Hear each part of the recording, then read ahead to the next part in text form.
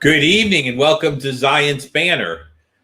We're going to continue dismantling some of a recent video that a Jewish polemicist who is well known to us did, but sadly used to end up misleading an older Jewish woman. Now, admittedly, maybe she wants to be misled. I mean, that does happen. But before I do want to throw something up here. It's over in the description part and also in the written part. There's having a special product launch at Logos, and you can tune in and find all about this new product. And it might be a worthwhile product. So I encourage you. I'm probably going to tune in and find out what in the world they're doing. And if you take the link and you actually just go there, it actually benefits, I believe, Zion's Banner. I'm not sure of the details, but that's my special Logos partner affiliate link. So that gets you in, and it gets you the chance to see this. I'm being asked how much it is off the product. I'm not sure because this is a new product launch. And they really haven't given us a lot of details. They just said, we're doing a launch. Find out about our new thing. I said, great. Well, I'd love to have people find out about your new thing. And so see if it's worth it. Check it out.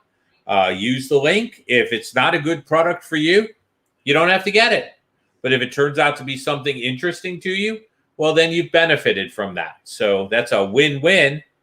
And so I'm going to go ahead and pull this down now, but it's there. It's also in the chat. It's also in the description. So you've got it 3 places. You could check it out. It should be a link in all 3 of those places, and you could just click on it. So let's get started. Now, with the Singer video, he's throwing a lot of polemics. Okay, he's using a lot of polemics that Jewish polemicists use. He often dovetails and chains these arguments without even connecting them. And so this gives us a chance to look at a few more polemical arguments. So I'm going to go here. Okay, and I'm actually going to go here so you can see it. His whole claim, or one of his big claims in the videos, is that Paul's exegesis in Galatians 3:15 is totally uncalled for, illegitimate, and garbage. I mean, that's putting it nicer than he puts it. And so thanks for that clarification. There you go. Our sister has more information. I just had the link and the email. So there you go. Excellent. We're going to look at this because Paul is the favorite whipping boy of Jewish polemicists everywhere. The claim of Singer is that nobody really knows what Jesus said. The claim of other Jewish polemicists is he was possibly misunderstood. There's less of a tendency to attack Jesus than Paul. No one really spends a lot of time digging at Matthew except to say he didn't know what he was talking about. And our favorite polemicist does attack the gospel writers, but a lot of them don't spend as much time assassinating the gospel writers as they do trying to assassinate Paul. And that's nothing new. Paul was virtually killed in his day. They're trying much the same thing now. And so very little has changed there. A shout out to Chris. It's good to see him in the house. Let's look at Paul's exegesis. Let's really take a look at what Paul does and why. Now, I hinted at it last time. Is Paul using techniques that existed in his day to go ahead and make a Jewish argument? Is he using legitimate court arguing here? So that's what we're going to be looking at. Then we're going to look at a few of the problems with the definition of faith that seems to be presented in this particular video. So let me go here. Rachel's up there. Is Paul making a sound Jewish case? Is he really doing something that is allowable? So let's introduce Gazara Shiva, which is a style of interpretation that was around about this time. Now, we're going to talk about, is it likely that Paul would have been exposed to such rabbinical techniques? Now, I pulled from Kenneth Balboa in the Hallman New Bible Commentary. Isn't that interesting that a Christian Bible commentary actually ended up talking about techniques like this? Second style of uses. First century literary forms and functions generally governed the framework of how New Testament writers used the Old Testament. Now, do you understand what he's saying there? Because this is really critical.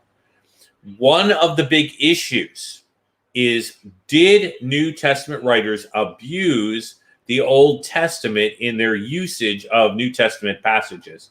Now, there's a lot of complication to this, but what these two authors are saying is it was very common, it was logical, it was reasonable for the New Testament writers to use the techniques that people used in order to build a case from biblical texts. And so that was very common. And so when you look at New Testament writers like Paul, you have to say, well, what things were being used at the time?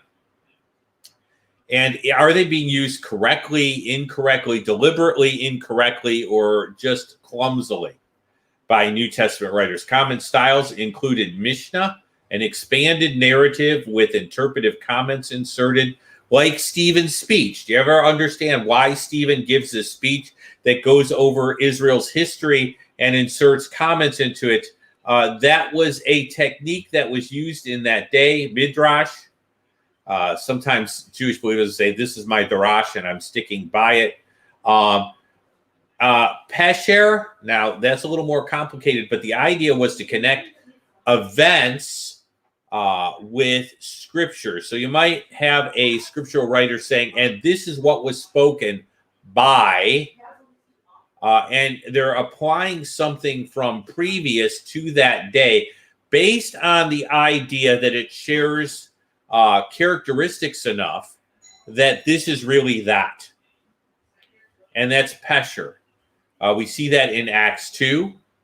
There's a use of Joel. Now, someone asked, is Joel being used legitimately? I hope they're in the house, because what you have in Joel, probably in Acts 2, is a use of Pesher, which is saying, yes, this was talking about that, but really that thing it's talking about is fulfilled in a greater way. It applies to this. This is that. That's Pesher. That was used, and Gazaras Shiva, where two or more verses using the same word in different parts of the Bible are interpreted in light of each other. Now, the example that they give is Hebrews 4, 3 through 7. Just to kind of let you know, I don't know if I can get there quick enough and bring it up, but I can give it a shot. Hebrews 4, 3. Just pop that for you.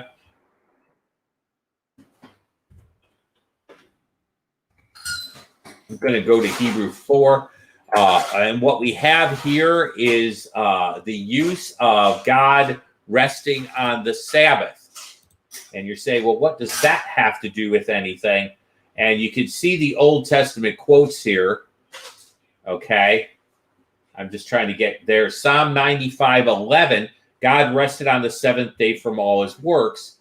Therefore, there remains a Sabbath. There remains, some must enter into it. Those to whom it was preached did not enter in because of disobedience. But he designates a certain day today after a long time. And then the writer uses something else there. Now, basically what we're dealing here is that sort of use of Pesher. The original verse was not discussing that, but this is that. In other words, there is a pattern in God's working, and this over here matches the pattern of that over here, so we can say this is that as far as in a greater sense. Now, if I'm preparing a sermon, I don't generally pull Pesher out. I don't pull these techniques out, but understand that the writers of your New Testament had access to these techniques. Now, Gizera Shiva is where the same word is used in two different places. And the idea is that this word is shedding light because this word is a concept or something that continues to develop throughout the narrative, like it's a thread in the weave. Okay, now the way the rabbis used it was a little different, but you're going to see New Testament writers use it this way. The rabbis used it that a law could be inferred from the usage of a word in different places. And so this sort of technique was around, and I need to introduce you to Gezerah Shavah. I'm pronouncing the W as a V because King David was not King Dawid. And so I don't do the W thing with my Vav. Okay? What it really is an argument from analogy. Okay? This is Isadora in the Jewish Encyclopedia, record of history, religion, literature, and customs of the Jewish people, done by Funk and Wagnall. Now, what is really interesting about this is we are looking at Galatians 3:16, but earlier in Galatians, Paul uses this very technique. It must be noted, this is a perfectly legitimate form of arguing. This is a way you can make a case. And so Paul is using a legal technique that existed in his day if he is indeed using Gezerah Shavah. Okay? Now, I'm going to clarify the previous definition was taken from Talmudic Hermeneutics Wikipedia. Now, Wikipedia is not scholarly, although when I look at a Wikipedia article, what I do is I go down and I look at the original sources for the material, because Wikipedia is not necessarily not quoting legitimate people. And I look to see if there are fairly credible type sources connected. All right. And if Wikipedia is borrowing from primary sources that are pretty good, then I am not afraid to go ahead and use it. But Wikipedia actually has an argument on Talmudic hermeneutics. Now, I'm going to be honest, okay? I look at Talmudic hermeneutics and I look at what we call biblical hermeneutics the way you and I would understand it. There's some differences.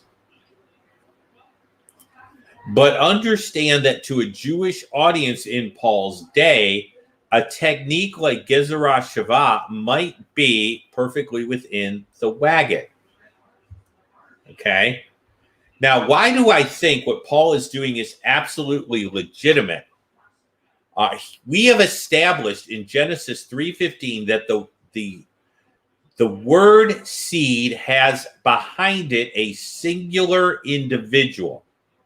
We established that through looking at the pronouns, the surrounding verbs, and nouns. And I picked some scholarly sources. If you missed that, go back, because the scholarly sources are cited in the PowerPoint. By the way, all patrons get access to the PowerPoint. I am perfectly willing to send you the link for the PowerPoint, but the only way I can do that is if you give me an email address. And I will send you the links for the PowerPoint. I'm not trying to keep anything away from anybody, but that is something that I automatically do through Patreon. And so you are perfectly welcome to them. What I would do is I'd send you an email with the appropriate OneDrive link. What I will ask is that if you want the PowerPoints, you eventually download them, because I only have so much space on OneDrive, and I eventually will have to start pulling some of those off. So this material is free to you. And once you download it, if you want to go ahead and fix anything I missed grammatically, you are welcome to it.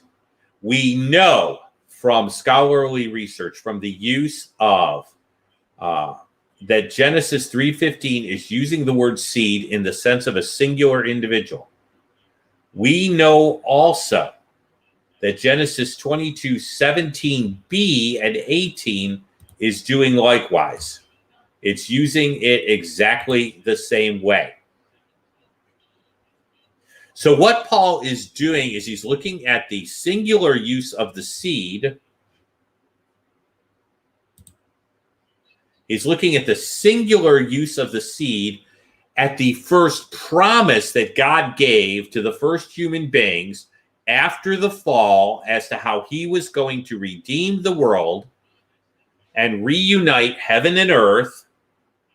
And then he's looking over here at Genesis 17b and 18 and seeing that its usage, like Genesis 3:15, is a singular use of the seed, focusing on the concept or the promise of the seed. And then he is going ahead and he is extrapolating out that the ultimate fulfillment of the seed, or the seed is Messiah, because the seed is Messiah in Genesis 3:15. The seed being Messiah is hinted at in Genesis 17b and 18. And so he's extrapolating back and saying this makes perfect, legitimate sense. Now, whether Paul is using Gezerah Shavah, we're going to ask that question and what it would mean. We do know one thing. He's practicing great biblical theology, something that Jewish polemicists like Singer don't get. They don't get the big story, and so they don't understand what is being said, and they don't even understand how right what is being said is, because he's isolating this word out of its context in one location and ignoring the general flow, or the fact that in two other locations it's perfectly messianic and it's the same term, seed, being used. Shout out to Jack. It's good to have you here. So why is this legitimate? Because there's a concept of the seed way back in Genesis 3:15 that repeats in 22 at the end of it, given what appears to be the verbs and pronouns and stuff around the term seed. By the way, the rabbis consider Genesis 22 messianic, and they consider Genesis 3:15 messianic. So Paul is not doing anything in considering those messianic that, in a sense, the rabbis themselves don't do.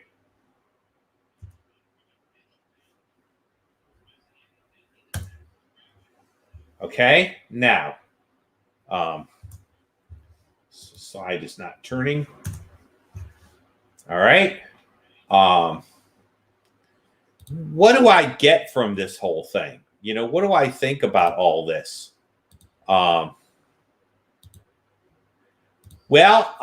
Here's what I think. Let me put this up where you can see it a little better, because here's my take home from this. The poor woman who called is not being given any insight into the type of interpretation that was used during the Second Temple period. Okay? Which allows for the very thing that Paul's doing.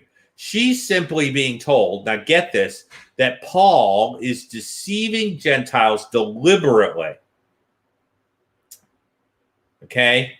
Even though he's using an argument that's allowable by the syntax of the two verses and a Jewish rule of interpretation if he's using Gezerah Shavah. Now, this is an ad hominem argument. He does not know that Paul is intending to deceive people. He's not. But he has no evidence to prove that that's Paul's intent at all. So really, at the very least, he seems to be slandering somebody. And other Jewish polemicists are doing likewise with Paul. To claim that Paul is deliberately deceiving people and is evil when you don't know Paul and you can't prove that is not in keeping with the highest ethics of Judaism.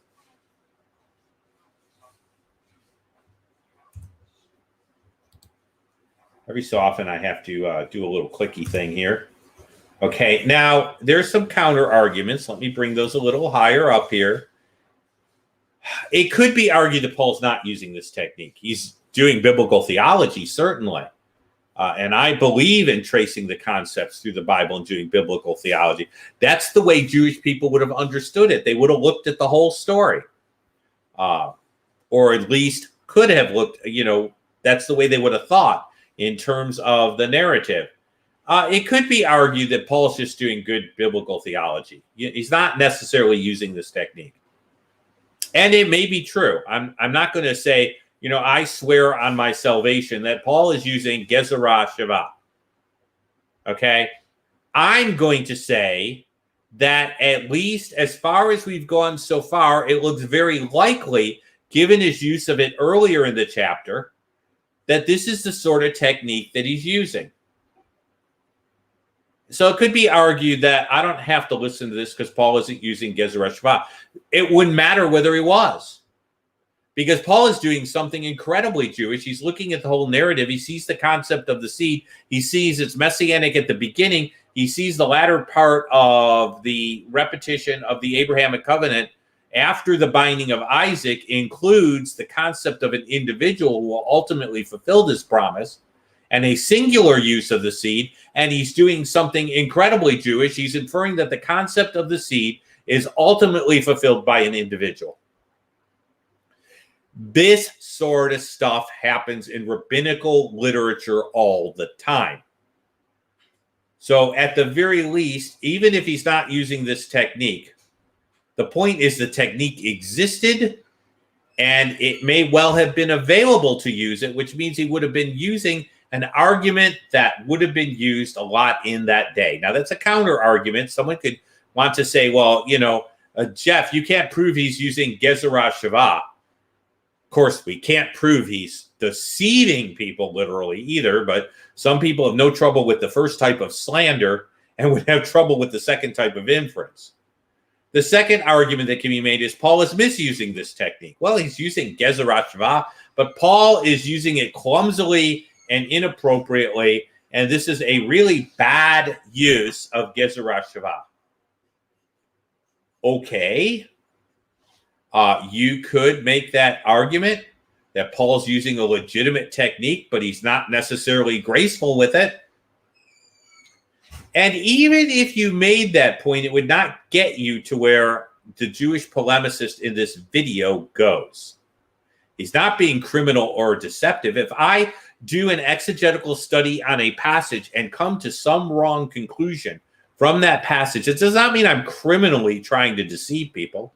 It means that I may not have applied a rule perfectly, or I inferred something from the passage that maybe I couldn't. Now, I'm going to make a disclaimer here. We know Paul was inspired by the Spirit, but our Jewish polemicist friend has no idea about the Spirit and Paul being, So I'm just taking this from somebody standing on a podium and saying, I've got you now, Jeff. You've made this video, but I've got you now because Paul is doing such a lousy job. And I could say, even if Paul was doing a lousy job, you calling him criminal and deceptive is certainly not provable this way. Now, it's possible that they're just ignorant and don't even know about this argument or don't understand what Paul's doing. But that ignorance is not appropriate for someone who is making videos and making claims about the New Testament. It's one thing to claim to understand Judaism. It's another to be a Jewish person who's attacking the gospel with no background in New Testament at all and try to act like a New Testament, like you understand what's being said there. That's not really good. Okay? If deliberately you misrepresent the argument of another person and make judgments about their motivations, then you're guilty of slander, which, by the way, is a serious sin according to the rabbis. And so if they are slandering Paul, deliberately making statements about Paul without looking into his reasoning properly, without examining whether there's a reason to believe that we have a singular use of Zerah, okay, a corporate as opposed to a corporate use, okay, and they are not even investigating the rules around how you tell a singular use from a corporate use, and they're not spending any time even with the rabbinical writings that definitely indicate that Genesis 3:15, which uses seed, by the way, it's the first use of this, okay, then we're talking about slander if you're deliberately doing that. And ad hominem arguing. Shout out to a goy for Jesus. It's good to have my brother Jeff here. And that really makes that polemicist guilty of stuff that the highest ethics of Judaism wouldn't even accept. And so much for bearing false witness and keeping Torah. You know, that's just really kind of icky stuff. And we just got to be honest. I don't know which is going on here. I'm not going to presume to slander by not knowing the motivations, but let's just say that type of ignorance is unacceptable on a scholarship level, and deliberately misrepresenting is unacceptable even on an ethical level. So take your pick. My friend Jeff says, yeah, you see a lot of misleading statements. But understand, Singer isn't doing anything that other Jewish polemicists say in Operation Judaism don't do. They generally do not get as vitriolic. I've listened to Jews for Operation Judaism, and they're not as nasty, as condescending, but they do make some of the same type of arguments. Now, the big question, someone might say to you, Jeff, yeah, I know about Girzara Shava. It might be that you think Paul was using it, but Paul couldn't be using it if it wasn't around. I mean, we can't practice anachronism where we read something that wasn't there back in, okay? And so Rachel's saying, you know, is it likely these rules were around, or are you just saying that Paul might have used it, but it really doesn't have any historical evidence that he could have used it? And so you're not really playing fair because you're inferring later rabbinical developments into an earlier time period.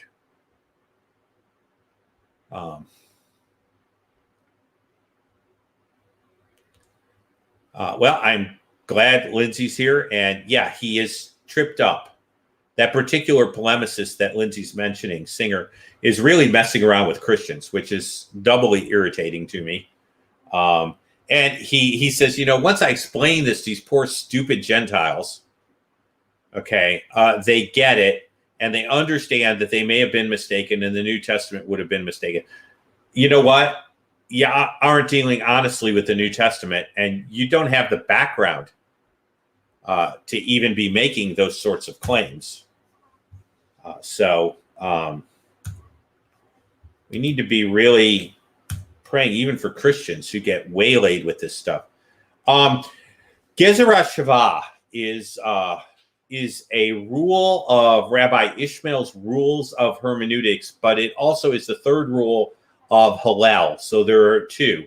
Hillel was around, and then these rules get reiterated in a different order, slightly differently by Rabbi Ishmael. Now, Rabbi Ishmael died before the Bar Kokhba revolt in AD 132.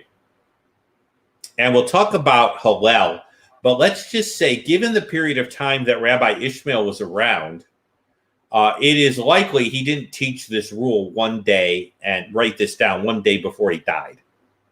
Okay, he was teaching his disciples. And then he goes ahead and codifies these things before he dies. It's before 132. It's not at 132. It's before 132. He's probably teaching this around the same time period, but he's teaching what was already taught. Okay. And Rabbi Hillel goes back to Hillel and Shammai fame, which is really what Jesus is being asked about when he's asked about divorce, because there were two schools. So we have good reasons for believing these rules were around. Which leads Rachel to another question here. Okay, it leads Rachel to ask about faith. Is faith just marking off, checklisting commandments? Did it? Did it? I got faith. Did it? I followed this rule. Did it? Followed this rule. Did it? Now, why is Rachel asking this? Rachel's asking this because my slide's going to turn in a minute. There we go. We're going to put up Rabbi Singer's, he's a Jewish polemicist, the way he looks at faith. Okay, I'm getting it from the horse's mouth. Okay, you're hearing it straight from the horse. Okay, so I'm going to go ahead and share a video file. Okay, I'm going to open this, and here we go. Abraham will continue to display that trust. God will tell him a little later in 10 chapters that the covenant was formed with you because you kept my laws and my decrees and my statutes. In Christian theology, that's impossible. So that's what the meaning of faith is. But then with tension, Paul seeks to set against that the covenant that God made with the Jewish people, the Torah. Okay, that's about enough of him. Let's be, perfectly fair about this thing. I'm going to go back. I'm going to stop sharing that for a second. I'm going to go back to sharing the screen. Okay, back here, back to our dissuaders corner here. And I'm going to move on. Okay, now his argument is essentially a twofold blast. That what made Abraham righteous as far as his faith was simply obedience. So obedience is really checklisting the commands and just doing them. See, if you're following the rules and checking off your checklist, you have faith. And if you don't check off your checklist, well, then you don't have faith. But beyond that, Christianity, you can't say that in Christianity because Christianity is against the law. It's antinomian. Let me introduce that word, antinomian. It's against the law. Anti can mean against. Nomos is law. Christianity is lawlessness. But Jewish faith is law-keeping, and faith is nothing more than rigidly checklisting off the commandments. Judaism rigidly tells us to rigidly check off the commandments, to rigidly do them, and then we have faith because we're doing these things. The practice produces the faith. The faith doesn't produce the practice. Now, this is just a really, really cheap attack on Christian theology. This is another case where Jewish polemicists are misrepresenting New Testament faith. And this really galls me. Okay? You don't misrepresent another person's argument in nasty ways.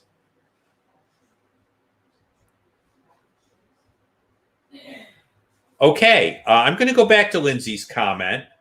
And Lindsay could comment on whether she thinks my definition is pretty good. Okay? They equate obedience to God with keeping the commandments in Torah as altered by the rabbis. By the way, I do want to make this point. Rabbi Singer's already unrighteous according to his own definition.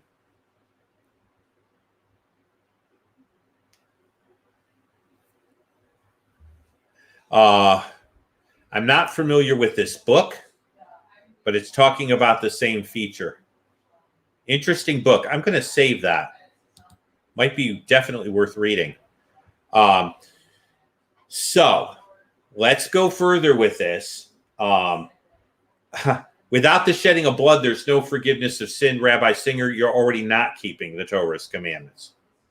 They've already been changed. Now, I'm not going to spend a lot of time on this, but it is important to note that in this argument, it needs to be pointed out that now he gives a silly explanation. We've already covered it as far as sacrifice, but you can't even make the claim with a straight face. So let's look at an example in Jewish thought. We're talking about the commandments here. Let's look at an example. The Akedah is read every day as part of the Jewish prayer book. Now, it contains a clear command of God to Abraham. So if we're going to see what Abraham was commanded, why don't we look at a key section? Okay, so I pulled this up. Let's see if we can find the command here. Okay, in the text. And we could even go back and see if it's an imperative. Okay, God tested Abraham and said to Abraham, Abraham. So calls him out. There's an emphasis. Hineni is here I am. And then he said, take thou your son, your only son, whom you love, and go to the land of Moriah and offer him there as a burnt offering on one of the mountains I will tell you. And Abraham rose early in the morning, saddled up his donkey, took his 2 young men, Isaac his son, and he split wood for the burnt offering, rose and went to the place which God told him. Now let's just stop there and see if we can find a command. So I'm going to go to Genesis 22 here. Is there really a command here? I mean, is God commanding Abraham to do? Because faith is simply obeying Torah. By the way, according to the Jewish definition of Torah, this is Torah. Torah isn't just the legal commands, okay? So I'm going to take here, okay? And I'm going to show you take in the Hebrew. I'm going to bring this up full screen here because I want you to see take. I'm going to make this bigger, make the face bigger. I'm going to make the picture bigger. Now, I can't go up beyond 200 or my screen will go to places that it has never gone before. And so I can't really do that. And here's lakach, okay? It's the word take. And if you look over there on that line right before the Hebrew letters in the little ring, to grasp or seize, you're going to see the lettering there, and it's a cal imperative. So it's a command. So I'm not making up that this is a command God gave Abraham. This is not Jeff being snide or ridiculous here. Take your son, your only son, and you're to offer him there as a burnt offering. But Jeff, honestly, okay, offer there can't be a imperative, can it? I mean, really, what are the commands here? Okay, so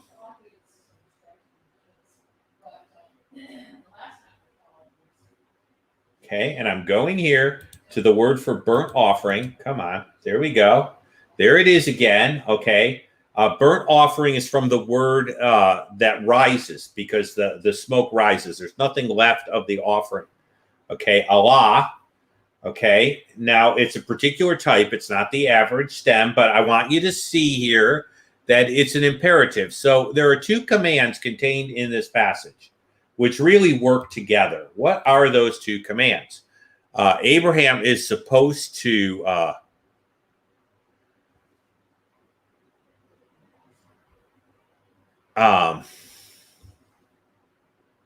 whoa.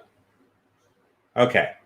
Abraham is supposed to take his son, and he's supposed to kill him. I mean, burnt offering does not walk off the altar. That Allah is, it all goes up. It all goes up in smoke. There's nothing left. Okay? And that's the command. Now, Ellen Dershowitz doesn't understand the passage any better than Rabbi Singer does, but he's not a rabbi. He's a lawyer. And he made this quote. He said if he had been around in Abraham's day, he would have charged Abraham with child abuse. So he gets that, Abraham was supposed to be tied and killed and burnt. Okay.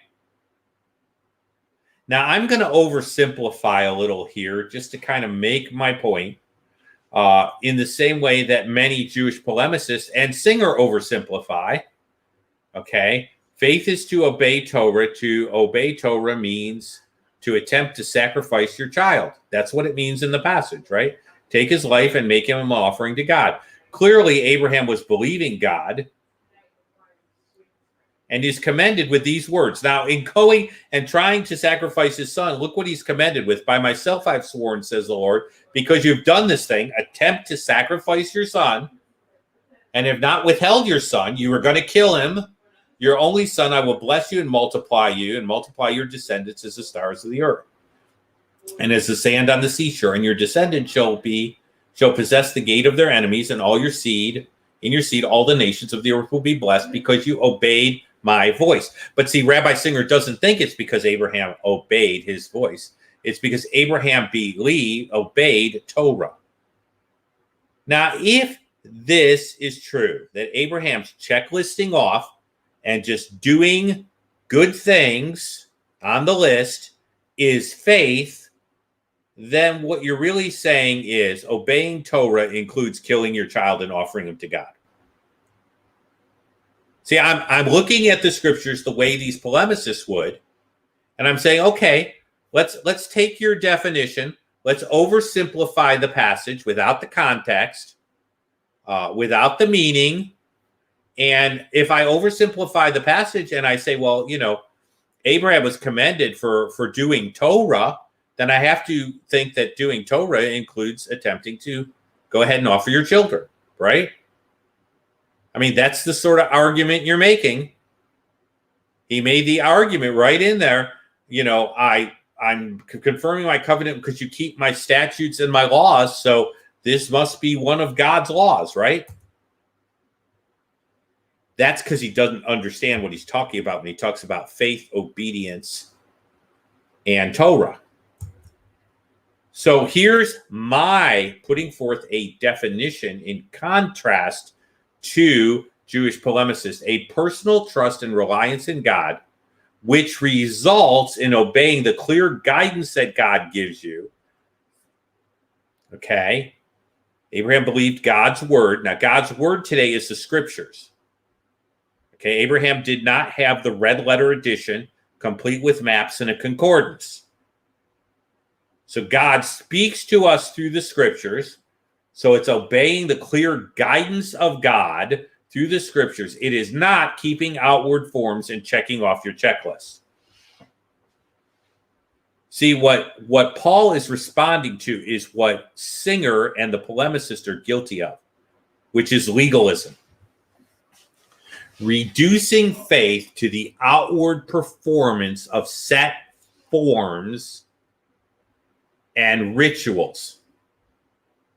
That is not faith. Yes, God says to Abraham, because you've kept my ordinances and commandments, but he isn't saying that Abraham's faith was the keeping of those. The keeping of those was the fruit of the faith, not the other way around. In other words, faith is not the fruit of obeying. Obeying is the fruit of already having faith.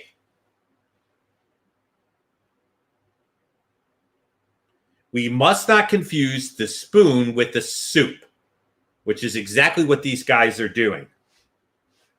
The commands are instruments so that we reflect God and trust him being what we're supposed to be. The Torah is an instrument. It's not an end. Torah never produces faith. Torah is an instrument by which faith could have been expressed by the ancient Israelite. So the ancient Israelite was to express their faith through Torah. They were not to get their faith from obeying Torah. Following rules doesn't produce faith, but faith will give you the trust to follow the rule. And Singer has got it dead backwards again.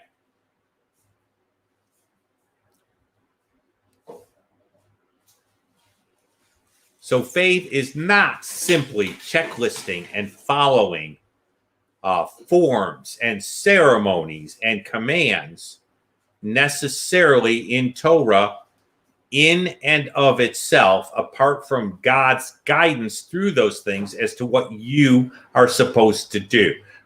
The Jewish polemicist is confusing the spoon and the soup. And really, as someone who grew up in this, This is the biggest problem for me. I read a novel in which a certain character converts to Christianity, and he is asked by a Jewish person, why didn't you? And he says that faith in Jesus, now the character is fictional, but I think his point is, well, that faith in Jesus gave him one thing that Judaism didn't: faith. And I found that an interesting commentary by a Jewish fictional author. Okay.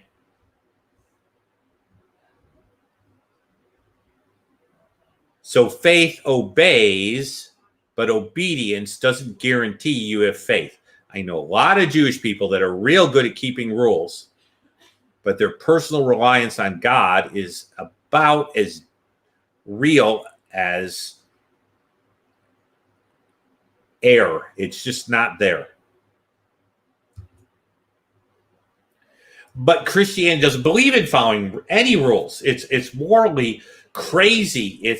Paul's telling people to be lawless. Christianity can never say you're supposed to follow any sort of moral rules. Of course, Christianity never says you're supposed to follow any rules. Christianity isn't about being good or holy or right or any of those things. That's the claim you heard Singer make. He's right if he says that we cannot say that Abraham was justified. Paul isn't talking about that. Paul's dealing with legalism. And he's talking about the way someone is made right with God. He's not talking about the behavior. We're going to look at this. Is Christianity really lawless? Well, let's examine Christian theology. Singer must never have heard of the letter of James in the New Testament. Obviously, he could not have read this letter, because you see, James is Christian theology, is very early Christian theology. James is probably one of the earliest New Testament books written, even earlier than some of the Gospels. So when Singer looks at Christian theology, he ought to at least read the book of James. So let's see if James thinks that following any sort of moral rules is antithetical to faith, as Christians define faith. Therefore, lay aside all filthiness and overflow of wickedness, and receive with meekness the implanted word, which is able to save your souls. Be doers of the word, and not hearers only, deceiving yourselves. Wow. So James is advocating that faith has no moral content at all, and we're not to follow the rules. Look at this next part in James, where he makes the same point from the section on Abraham. What does it profit, my brother, if someone says they have faith but do not have works? Which is exactly what the Jewish polemicist is claiming that Christians believe. Can faith save him?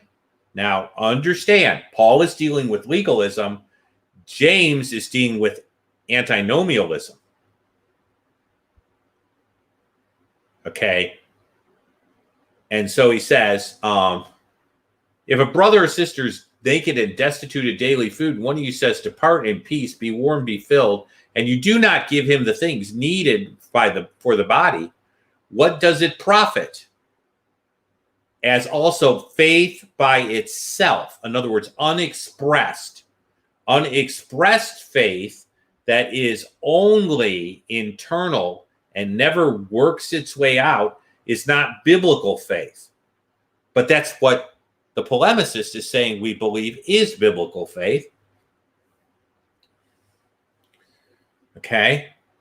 If you have faith without works is dead, ineffective, non-living. When it says dead, it doesn't mean you find a corpse in your living room. It means it does nothing. It is ineffectual. It does not work. It is not living. It does not produce. It does not act. If someone says you have faith and I have works, show me your faith without your works. Wow, James isn't against people working out their faith. I will show you my faith with my works. You believe there's one God, you do well. You believe there's one God, you recite the Shema every day. Excellent.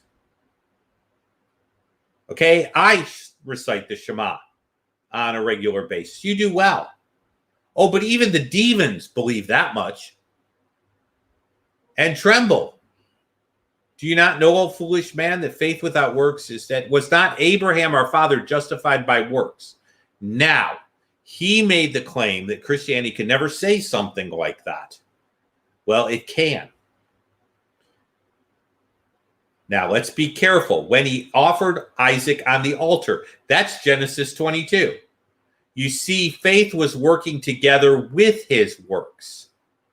And by his works, his faith was made perfect. Now, let's stop there. He just told us in this passage that Christians could never look at Genesis 15, 17, or 22 and believe that Abraham was commended for any obedience to God at all. But yet, James uses the exact example of Abraham to say that Abraham's actions were commended by God, working together with the faith he had before those actions, and through his actions, the faith he had before was manifested. Do you see, James is totally blowing away this false charge by Jewish polemicists that we don't believe that moral conduct is appropriate or necessary. And James is saying the very thing that the Jewish polemicist you heard said Christians could never say. But James is a Christian, head of the church, one of the elders at the Church of Jerusalem. Jewish polemicists, before you comment on Christian theology, you need to know a little bit about it. And don't go spouting off like you understand Christian theology when you don't know what you're talking about. It makes you look stupid at best and slanderous at worst. Let's look at Paul, though. Paul's the big antinomian guy that just hates any sort of moral rules. And if I, brother, still preach circumcision, why do I suffer persecution? For the offense of the cross has ceased. That's the beginning. Paul's concern was the physical forms of the law, which required circumcision, not opposition to God's moral standards. By the way, when you look at a New Testament book, you have to look at what the New Testament book is addressing.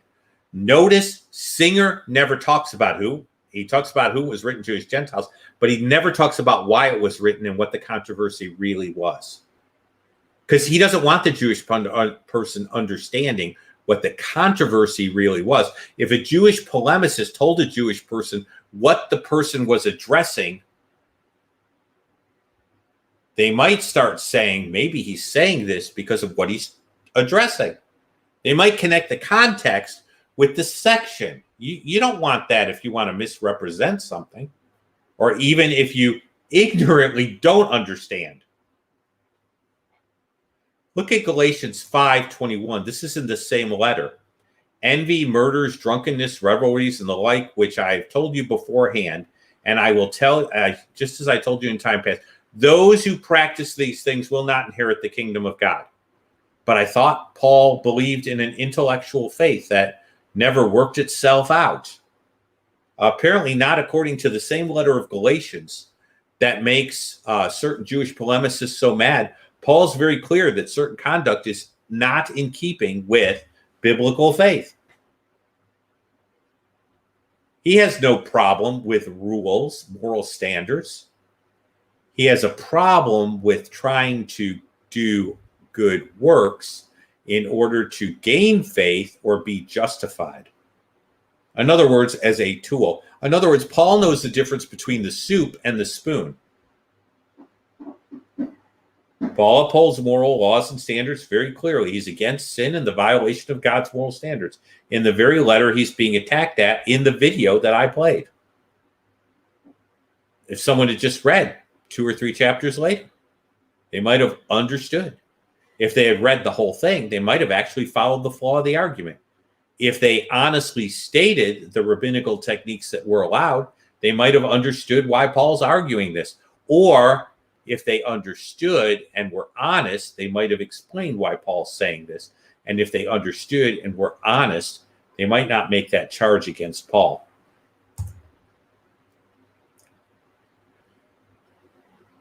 This understanding of Paul, let's understand him and not this biased misconception.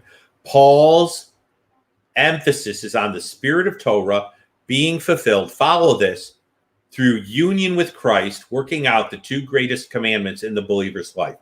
Are you following what I'm saying?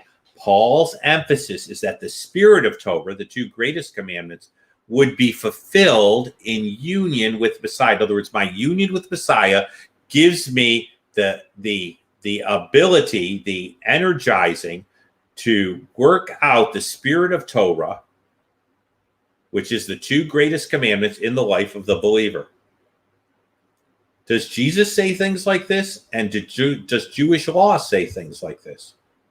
I love this. Who named the two greatest commandments? Teacher, what are the greatest commandments in the Torah? Jesus said, V'ahavta et Adonai Elohecha u'v'chol levavecha u'v'chol nafshecha u'v'chol me'odecha. You shall love the Lord your God with all your heart, all your soul, and all your mind. This is the first and greatest commandment. The second is you shall love your neighbor as yourself. On these two commandments hang the entire Torah and the prophets. Paul isn't teaching something different than Jesus is teaching. What about Jewish thinking? I mean, this is like a really crazy idea that the 10 explain the 2 and the 603 explain the 10. So here's a way to understand Torah. Rabbi Hillel had what was called the silver rule. He lived, this is Hillel the Elder, we've talked about him, between 32 BC and 7 AD. Right around the time of Jesus. He stated it this way: whatever is hateful to you, do not do to your fellow man or your fellow. This is the whole Torah. The rest is explanation. Go and learn. Wow. Jewish polemicists, do you realize what Hillel is saying? That if I love God and I love my fellow individual and I live that out in very practical ways, that I am keeping the Torah. That I literally am obeying God and demonstrating biblical faith. Wow. By the way, this is from Nusser's Torah. I took the comment by Timothy Jacobs. Then I followed the link back to its exact place in the Torah where this is said. Jacob Nusser, page 121. It's an English translation and commentary of the Babylonian Talmud. I shouldn't say Torah, Talmud. Babylonian Talmud.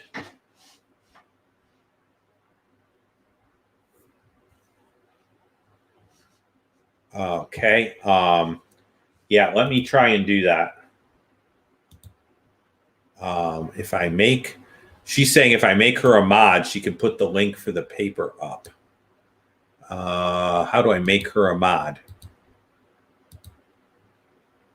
I don't know. I'm supposed to be able to click, but I can't click. Now, there's supposed to be a way to click on and make somebody a mod. Send me the directions in the chat as to how to make you a mod,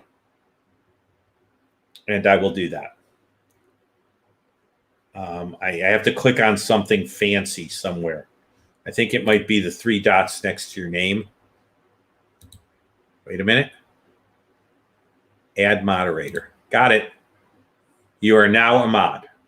Okay. So that's done. And she can put the link up for the paper. I will read it.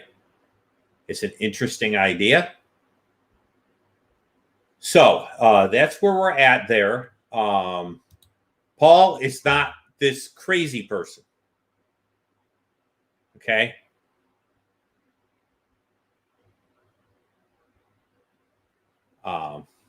Thank you. I'll be interested to read that paper.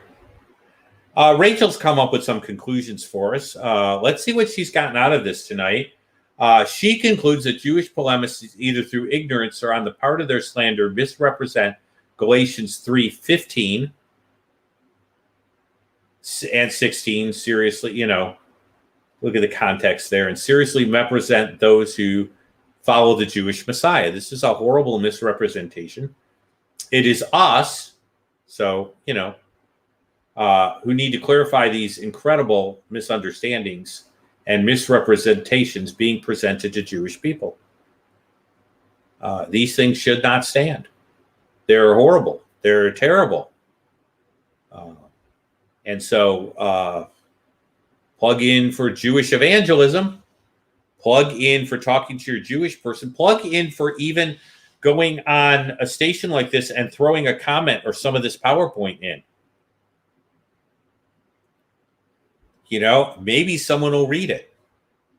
I put the link to yesterday's program in the video, but why not stick these materials on there?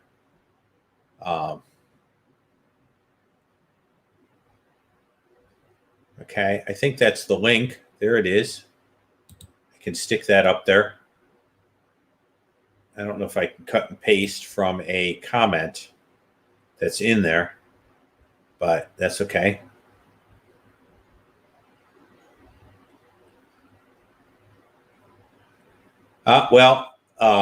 We're just finishing up, but I understand, Lindsay, and thank you for being here. I really appreciate it.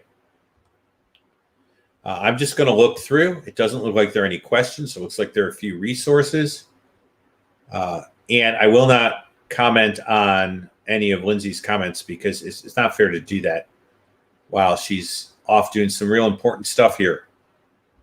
So, all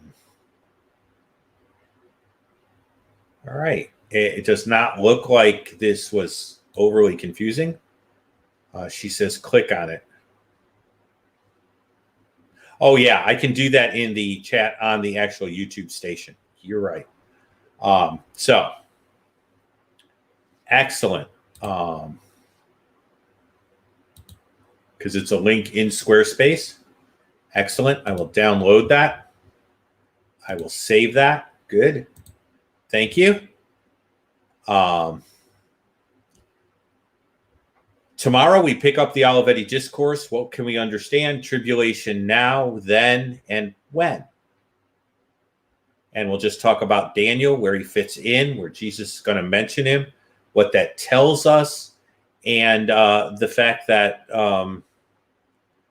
Jesus seems to be preparing for a really bad time in history here. All right. So, some real good encouragement. Thank you, folks. I appreciate it. All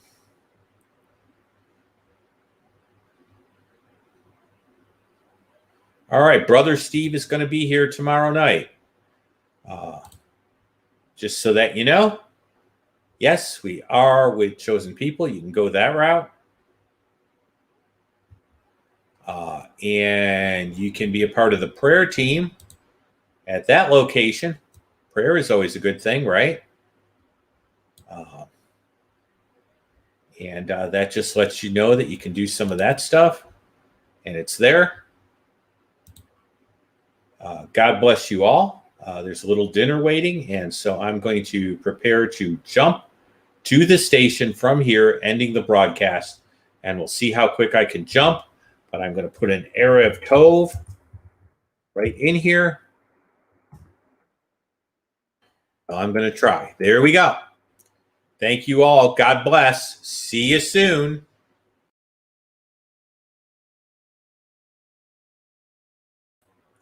There you go. See you soon. Looking forward to it. Thank you for being here.